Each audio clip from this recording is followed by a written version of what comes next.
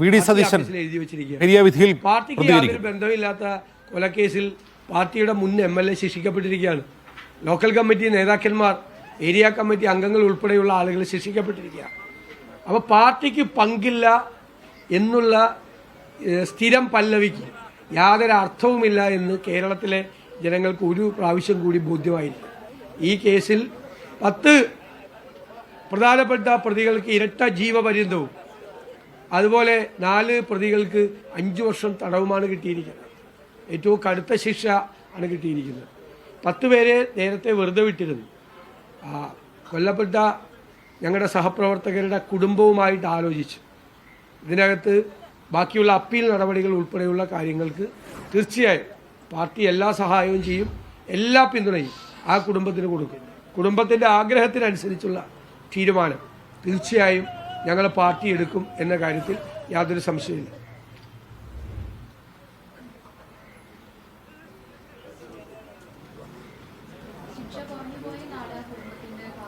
അല്ല, കാരണം അവരുടെ മക്കളാണ് നഷ്ടപ്പെട്ടിരിക്കുന്നത്. ക്രൂരമായ കൊലപാതകമാണ് ഇത്. റയറസ്റ്റ് ഇൻ റയർ കേസാണ്. അപ്പോൾ അവർ സ്വാഭാവികമായിട്ട് അത് പ്രതീക്ഷിച്ചിരുന്നു കുടുംബം. പിന്നെ ഇരട്ട ജീവപര്യന്തമാണ്. ഞാൻ അതുകൊണ്ടാണ് പറഞ്ഞത്, കുടുംബവുമായിട്ട് ആലോചിച്ച് അവരുടെ ആവശ്യം അനുസരിച്ചുള്ള ബാക്കിയുള്ള നിയമ നടപടികൾ കൂടി സ്വീകരിക്കും. എന്തായാലും 10 പേരെ വെറുതെ വിട്ട കേസിൽ ഉൾപ്പെടെയുള്ള കാര്യത്തിൽ അപ്പീൽ കൊടുക്കുന്നതിനെക്കുറിച്ചുള്ള ആലോചന കൂടിയുണ്ട്. ഇത് CPMന്റെ രീതിയാണ്.